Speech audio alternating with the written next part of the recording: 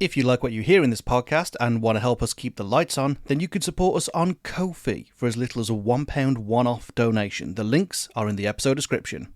Thanks for your support.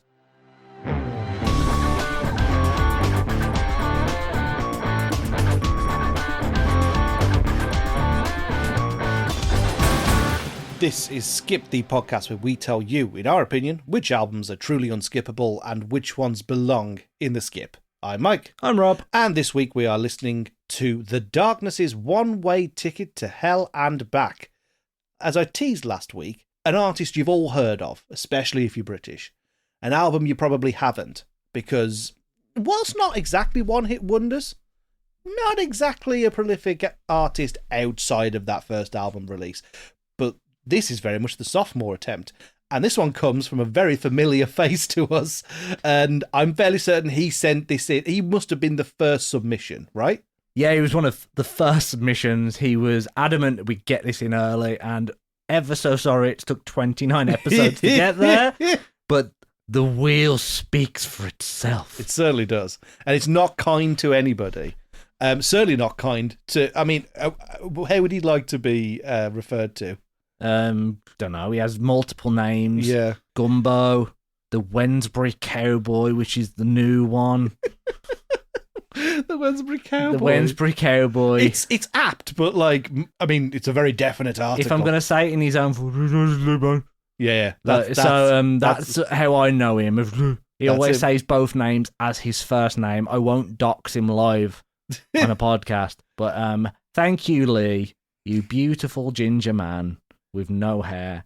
For context, it's your brother. Yeah, it's my brother. So I'm allowed to say stuff like that. But yeah, he bought this album when he first went through his sort of alternative music stage. And I think he bought it accidentally, or he just bought it because it had the track Knockers on there, which I have to admit, incredible name for a song. It's a hell of a thing. Was he trying to buy Permission to Land? Is that what I don't know. He went for a stage of just buying really random albums, which is where I first heard Meteora. It's where I first heard this.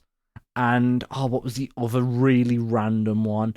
It was Does This Look Infected by Sum 41. That's a weird trifecta. Really weird selection of albums, but very much all in the sort of alternative space. Yeah, I mean, how do you classify The Darkness, right? Because like, I don't think they're full blown parody, but at the same time, I don't believe they're glam in earnestness. They're an interesting thing. Are they a novelty act? I tell you where I would like to see them. It's fucking Eurovision, but it never happened. Even though Justin Hawkins tried when he went solo, he did try to go on Eurovision. Oh, wow. We might have had a better time if he had, but sadly didn't come to pass. Yeah, so you've clearly got more of a history with this than I ever have, because this is the first time I've ever listened to this album. So there were a couple of these tracks that did chart quite well, and really? Were all over Kerrang. Is It Just Me was the track that was everywhere.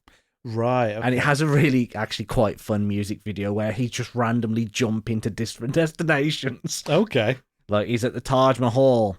Now he's outside Big Ben, and it's just him jumping through random pictures. It's great. It's cheesy, it's theatrical, and it's exactly what they were aiming for after the success of Permission to Land. Yeah. So this is actually, as Mike said, their sophomore album, their second release, and it came out back in 2005. So celebrated its 20th anniversary last year. Crazy. And it came out late, as far as I understand it. Yep, 28th of November. Yeah.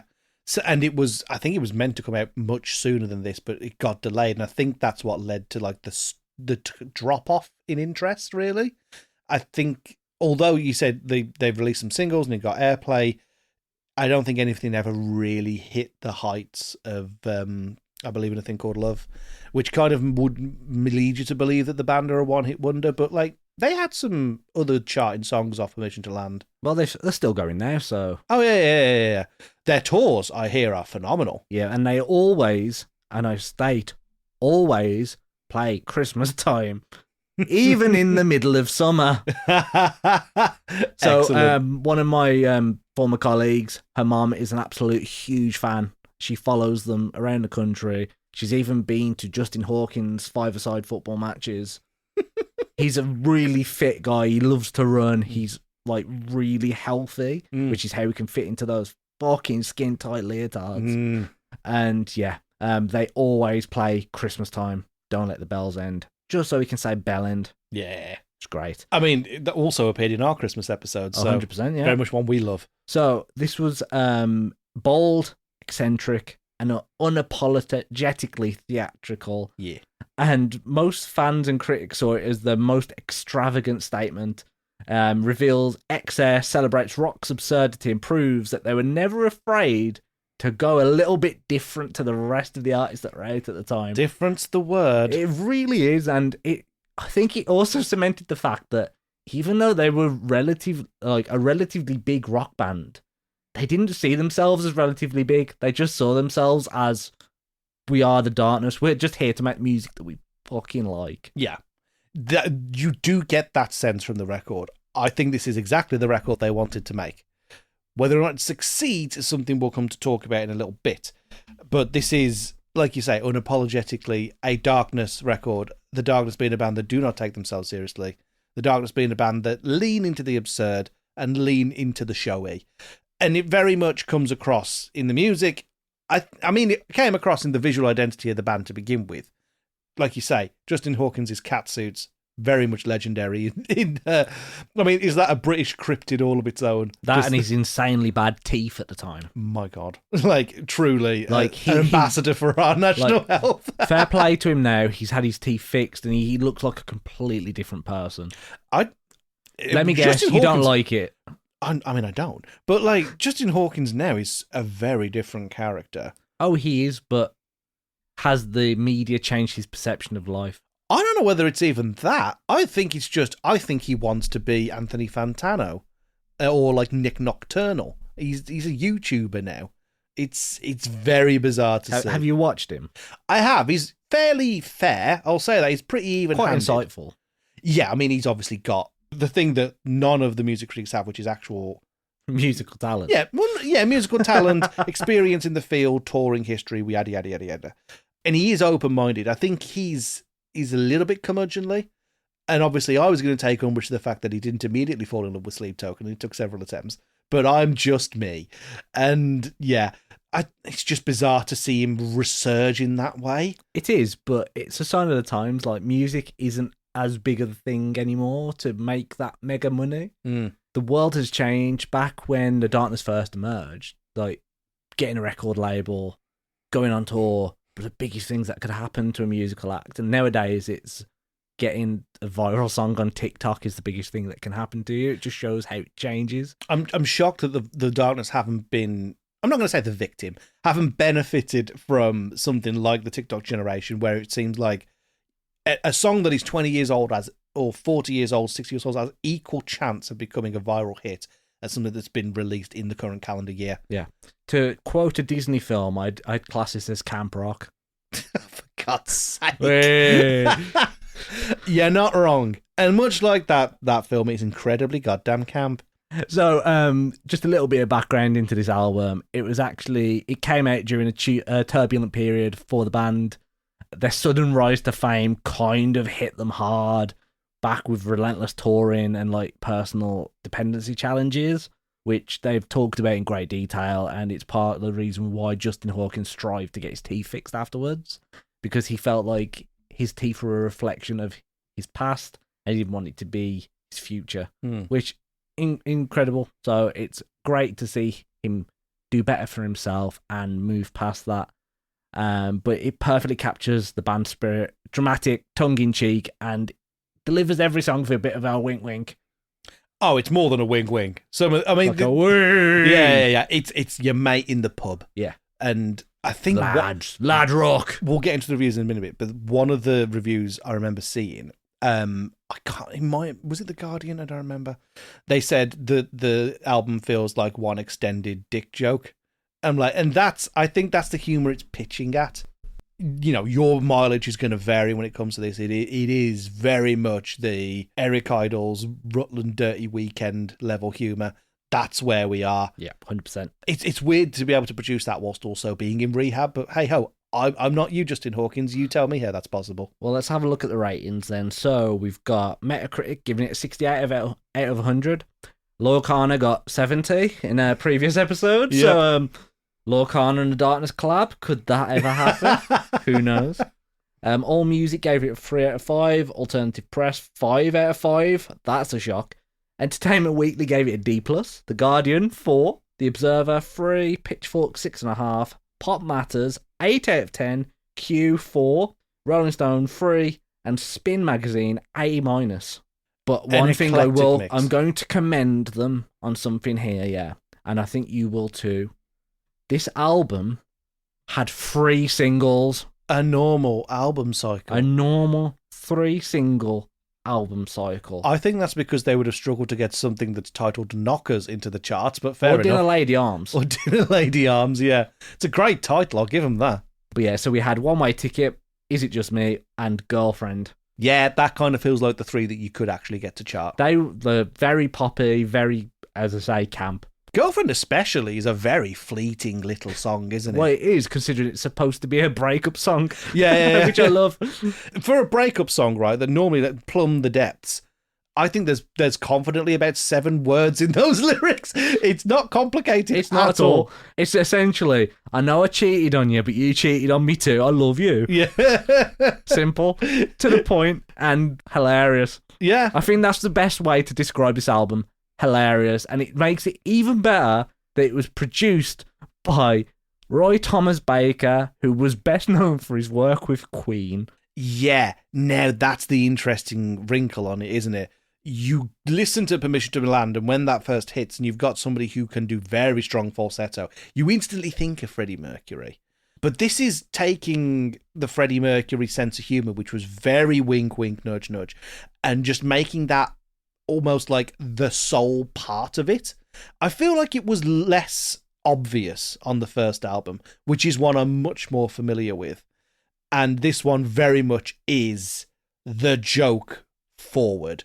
If the first album was like, I'm not going to say like Blackadder, but let's say it's like a Richard Curtis sitcom where there are dirty jokes, but they're very matron like level. This is like a slapstick kind of affair, like the Three Stooges.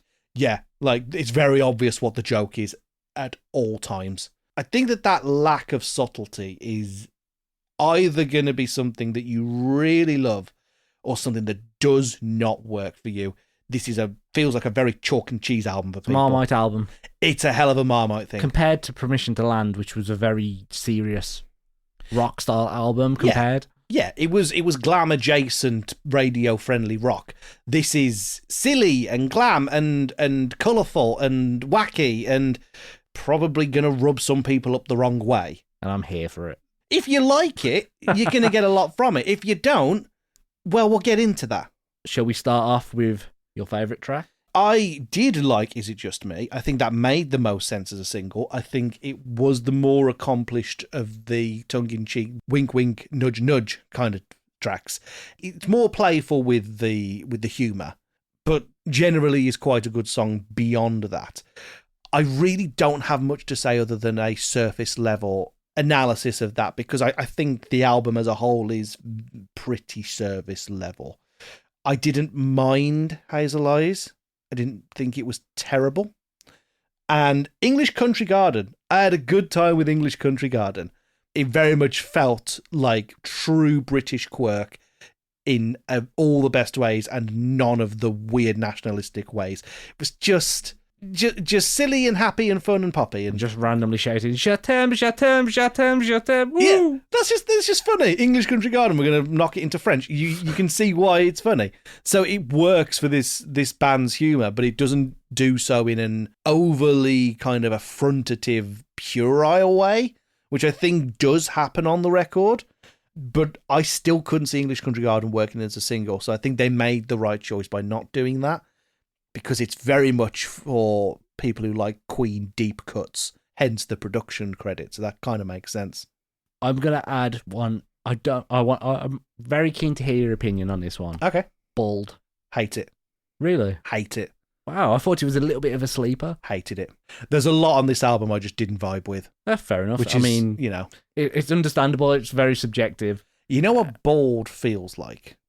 Bald feels like a running joke that you have with a mate that everybody has to take part in, and you're kind of entering this friend group as this joke has reached its logical conclusion, as a chorus of men chant about how you're losing your hair and it's running away from your head, and you have met these people through work, and you're like, oh, this is what we do now, is it? That's my relationship with it. I felt very distant from the joke, and the joke just being man be bald. Like, yeah, it's funny, but like, just I don't feel like I'm being invited into the joke, and that's the point. I feel like it was a joke first. I don't feel like it was a song first. I do think though the instrumentation on it is probably some of their strongest, which is it's hilarious. Cracking. Yeah, it's cracking. Like the lyrics are crap. Yes. But I love the instrumental on it, and that's what I like about this song. It feels like the instrumental is a more grown-up version of the title track of One Way Ticket. It's like an evolution of that. Mm. I mean, I do like the fact that they talk about an aging rock star. It's kind of like the Rod Stewart effect. Yeah. Like, this song could literally be directed at like 40, 50 different rock stars that are still around with us today. Most noticeably, the latest one I've seen is Ronnie Wood after his shambles on the Hootenanny on New Year's Eve. I mean, it was like... Is that the most mid-30s coded thing that we could have been doing with our time at New Year's Eve, was watching the Hootenanny? It was like Weekend at Bernie's. Oh, he didn't know where he was. He didn't know where he was. He can't sing. No. And that guitar was so out of tune.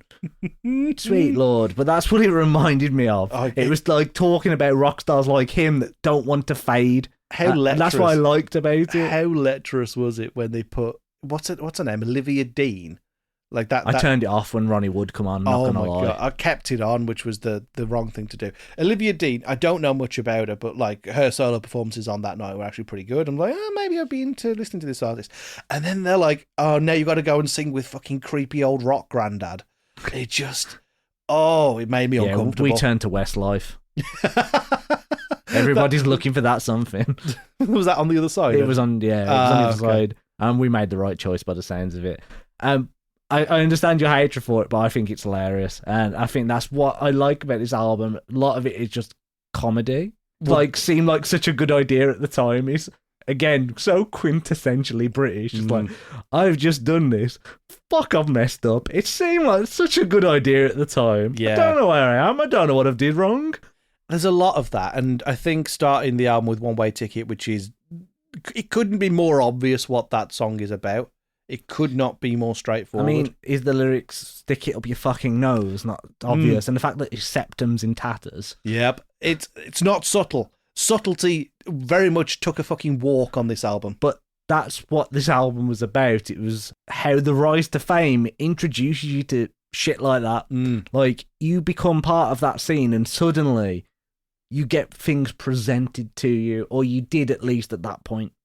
I don't understand stylistically how veering hard left into the comedy, because I'm not going to say that the Darkness were without comedic elements. They very much, I mean, the video to I Believe in a Thing Called Love was a send up of B movies. The album art being so tongue in cheek with the woman air traffic controlling whilst being topless, it's always had that funny element to it. And then this is very much just the choruses are punchlines, the album. Knockers is a little bit more...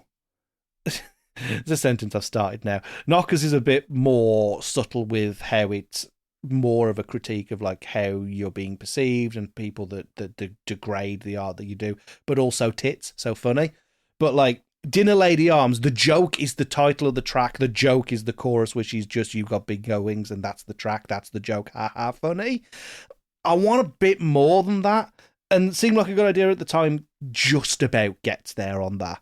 Bald definitely goddamn doesn't, and Blind Man feels really out of place. Blind Man is just a very odd song, but before we go into that one, Is It Just Me is my top track as well. It is good. It is really good. It's a solid song. It feels and it's catchy. It's catchy. It feels closer to like Growing on Me from the first record. Yeah, I can see that. Musically accomplished, not essentially lyrically deep, but like memorable, singable, you know. Fun. I imagine you had a good time running to that one. Yeah, it's great running to this album. I have to admit, like the timing on this album, until you get to Seem Like a Good Idea at the time. Yeah. It's fine up until that point. It's like, oh, this seemed like such a good idea at the time. But of course, what we've already spoke about. Have you got any other bottom tracks? I'm gonna put Blind Man in there. Yeah, Blind Man makes no sense on this record. It's weird because it's such a big like build up of a song. It's like an orchestral type song, but it just makes no sense. Yeah, like why is a blind man crying? Why? Because he can't hear kids singing. Because I don't know if it's just deeper than that for me. But it's supposed to be spiritual, apparently. A moment of clarity after excess. Blind man becomes a symbol of wisdom. Bullshit. I think it's just a piss take going, this blind man's dumb because he thinks he can't hear. I think there's a level of absurdity to it, obviously. You know, why does the blind man cry because he can't hear? I'm sorry, what? No, that doesn't make sense. There's that level of, like, misunderstanding to it. They might be trying to say something about that. It is about the blurring of your senses. I don't know. Truly, it's in the bottom pile because it just doesn't make sense. It's a real mood killer from the slapstick fucking tracks that came before it.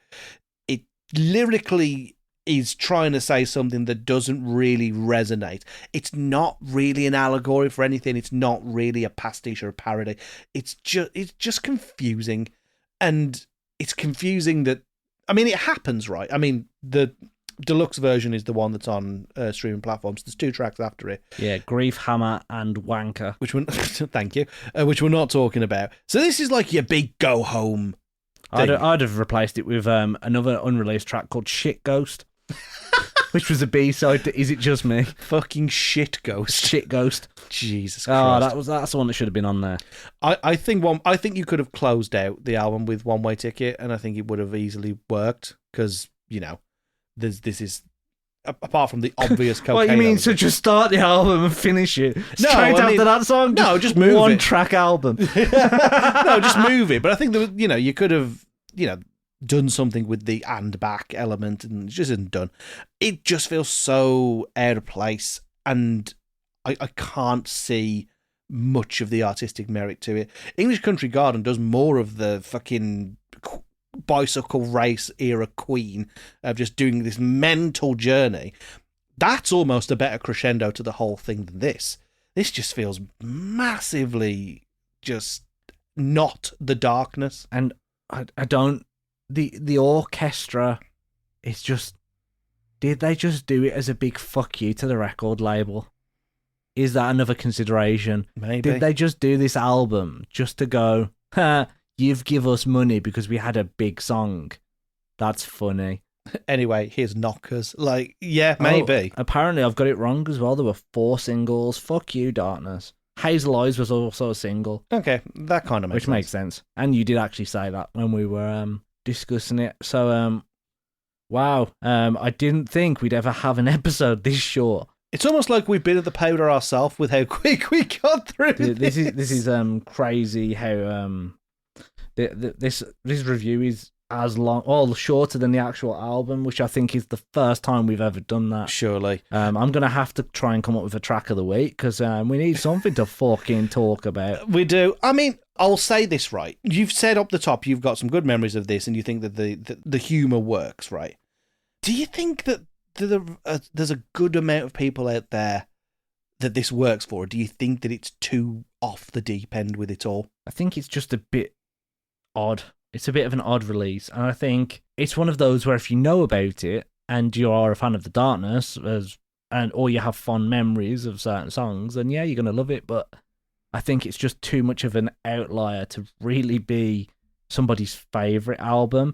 I know my brother has a lot of fond memories of it because we used to sit and listen to this while playing like the Godfather game on PlayStation and stuff like that. And it's like we've got really great memories that we've made to it. But I think the reason why he loves it so much is because we've made those memories together with it. And listening to it on its own, it's like, It's a bit of a damp squib. In isolation, it's a bit of a weird thing. Yeah, and it's not a very good running album, I must admit. No.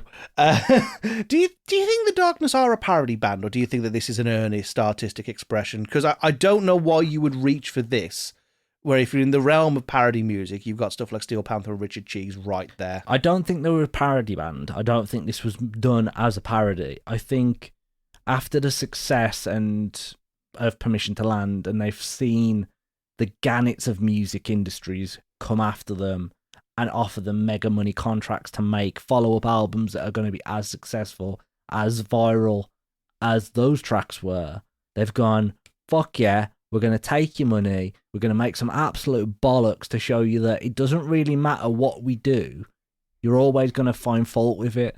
The only reason you came for us is because we were mildly successful with one album. Fuck you. And I think that's why they did this, and then went back to making normal, like, music that would be at home on Permission to Land. And then weirdly would just never really chart beyond this ever again. Exactly. I mean, they're doing a comeback tour, I think, this year, like towards the end of this year, as a memorial tour, I think, of Permission to Land. Don't quote me on that. But they've, apart from Christmas Time, of course, which was huge time because it was a rock Christmas song, they haven't really seen much success since. No. Certainly chart success, which isn't always the measure of whether a band's good or bad, or whether an album is unskippable or not. But typically speaking, that when an artist does something that completely derails the career, things get a bit odd. I think after this album is where things got weird for The Darkness specifically, because I think Justin left for a good long time. And there was a huge gap between records, right? This one came out in 2005 and then was followed up in 2012. There you go. So a considerable amount of time. It killed the momentum. And I think, as somebody who enjoyed the first album, I think that is a fitting description of my experience listening to this one. Is that it felt like something that is less of a one-way ticket to hell and back on a thundering steam train, and more like a huge push of the brakes. Like whoa, this is actually not what we were trying to do. We need to do something that's therefore off the wall. And that's a challenge with second albums, is doing something that's going to surprise and intrigue your audiences. I think that this took all of the wrong lessons from the successes of Permission to Land. I think it looked at what the audience found engaging, which was the tongue-in-cheek nature, the approachability, the humour, the fun of it, and took it to an absolute excess, which, given the idea of Justin being in rehab, and also the cocaine song of all time, makes a lot of sense. Excess does make a lot of sense. But it's like being trapped in a pub with somebody who's on coke. It's something that is very intense, not necessarily something you are joining in on. Not something you'd want to do every day. You could stomach it for 36 minutes, but after that 36 minutes, you're not raring to go, oh, let's go for round two. Oh, yeah. I want to be at arm's length from the person that this album is at all times, because I don't want to be in its sphere of being damaged by it. It's very much how I felt about it. You can stomach about 12 minutes of it. Yeah, about that much. And I think at that point, we need to both pretty much categorically say, sorry, Lee, this one's going in the skip, mate. I don't think that there is an album outside of Ed Sheeran's Plus that was so confidently a skip after one listen. And I don't say that because I dislike it. I don't dislike it. I don't vibe with it very much. It's not something that I feel included in on its subject matters or jokes or what have you. But from one spin of this whole thing, I could confidently tell you this is not in contention to be unskippable. And I don't know if the band feel the same. I don't know where their nostalgia sits, but certainly the people I talked to when I said I was listening to a Darkness album asked about I Believe in a Thing Called Love, Growing on Me, Love Is Only a Feeling, Wasting Away. That's what they have the nostalgia for. I don't think that there's much nostalgia to be mined from the incredibly destructive era of this. It's not to say the great art can't come from that. Rumours is a fantastic example of a band imploding and somehow creating one of the best things of all time. This is very much not that. It feels anarchic in all of the wrong ways. And somehow we managed to stretch that out to 30 minutes, so well done us. Well, considering how quickly this was ejected into the skip, I've got an artist of the week for you, and a track of the week. I was going to say an artist of the week is different, but yeah, let's hear it. Let's hear it. So I'm going to go with the incredibly named Hot Milk with their song Breathing Underwater. I've not heard this before. I think you'll really appreciate it. So they are a band from Manchester, and it is comprised of a singer, guitarist called Hannah, and Jim Shaw. So they're the two leading members, and they've got touring members behind them. And yeah, they're just a really nice mix of like slightly easy core, sort of Bill Murray vibes, really heavy backing tracks with really nicely spoken and sung lyrics. And they talk a lot about mental health. They talk a lot about the whole song of Breathing Underwater is like, it feels like I'm being held down. I can't be myself.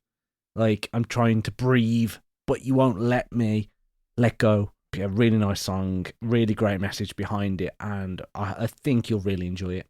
If you want to have a listen now and give your audience a verdict, feel free. I might do that. I'm going to give you a suggestion as well, though, because we've got time. We may as well. We've got tons of time. This has now just become a cultural exchange program. Funnily enough, after one of our episodes from a couple of weeks ago, off the back of listening to Loyal Kana, actually, I remembered that there was actually another UK rap hip-hop act that I was super into for a while, and then forgot all about them until a clip of them on a Let's Play series popped up in my feed. I was like, oh yeah, they made an album. I'm going to listen back to that. So I went back to You're a Man Now Boy. I think that's the name of the album.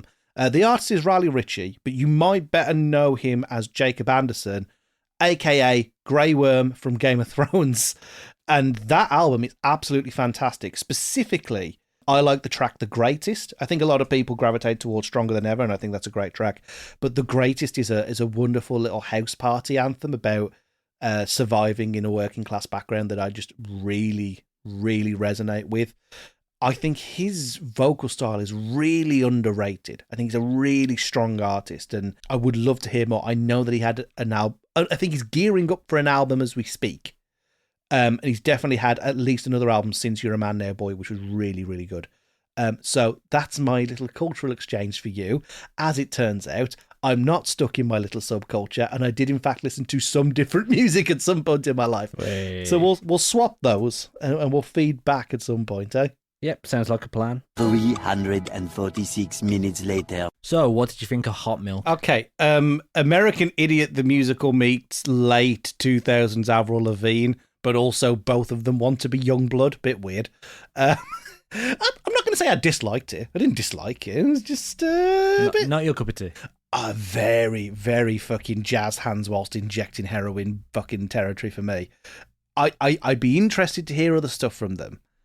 But that one, was it intentionally retro feeling, like trying to be like a more polished version of like kind of the later new metal stuff? Is that what they were going for? I'm not entirely sure, to be honest. I'd never seen the music video before. Right, that was the first time watching the music. I don't watch music videos, so it was a bit of a shock. Was a bit weird, wasn't it? Yeah, a little bit weird. Why were they both topless? Well, they were underwater. No, they were underwater. Just a bit weird. A little bit odd. I've got a lot of love for that song. It keeps coming up in my rotation when I put my random mix on in a similar sort of easy core mix. But I appreciate that I've got much more sort of screamo, like slightly heavier rotation than you do lately. At the minute, but that's only because of this show. I still listen to like heavy stuff. That's why I said at the minute. At the minute, yes. But then you had to listen to Riley Ritchie. It was a bit odd, not what I was expecting. Kind of like Rizzle Kicks. It is a little bit. It's of that era for it's sure. Rizzle Kicks meets Example. Yeah, early Example back before he became like Donkey Man. I don't want to know what the context of that is. He's got massive teeth in it. I don't know. I don't know anything about Example. Realistically, I am not plugged into this scene, so I don't know. I'm assuming this is not a big thing. I think it's only just the thing that people may or may not remember because he was in Game of Thrones. But I quite like that whole album's pretty good, actually. I think Bloodsport 14, I think, is the one that people like the most. But I like that the music video does do a little bit of this idea of it's almost like an illusion of hubris, like, you know, we'll live forever, we're the best, but actually our life might tumble around at our feet, but we will inevitably be living the lie, I guess. I liked the message that they were trying to do for it, but I imagine that that's not, because it's not at the forefront, it's not very much the point, it's not the narrative, it's the subtext, that it's not really breaking through the very happy clappy song it's got going on with it for you. I liked it, just a bit too repetitive. I thought you were going to say that. I did think you were going to say that. It's like, I like the chorus, it just felt a bit slow, and I like it. Don't get me wrong, great rhythm. I like the cadence he uses. I like the fact that he can actually pronunciate letters better than I ever could. I always think choruses go, ooh, fucking lazy. Yeah. Like, he could have made it a shorter song, got rid of the oohs, and just finished it at the, you can take us or leave us, we don't care if you believe us, leave us. Then go into the next verse. Or have an instrumental break. Get rid of the uhs. Music's great. Don't need it. It's the chorus thing though, isn't it? Like the rest of the chorus itself, it sounds like a darts hall. Yeah. You know, the like things that are very easy to replicate in a crowd. To me anyway, it was speaking towards that idea of like a forced communal experience. A little bit like what Lorcan was doing in his album, but just a bit more bombastic, I guess. I like it though, so that's nice. It's something that I will have a deeper dive into now that I know it exists. That was a good darkness episode. Sorry, Lee. Yeah, we actually found time for a track for a week though, which is nice because we've been found time for two. We did find time for two. We've been having like a run at the minute of like albums where the discussion goes on for ages. So in many ways, it's nice to have something more simplistic. In other ways, I kind of crave that complication. So hopefully, calm down, Avril. Why did you have to go and make things complicated? But is that a question we'll be asking about the next album in rotation? Well, that's something you'll just have to come back for next week. And in the meantime, you can send in your suggestions for unskippable albums into us at skippod@gmail.com. That's skipodpod@gmail.com. Or you can go to the link tree. That's linktr.ee/skippod, skipdpod. That's our handle anywhere you want to reach us, by the way. If you want to find us on Instagram, you can find us there. We'd love to hear your suggestions so that we can carry on making this show, and we hope you join us next week for another deep dive. Bye, everybody. Bye.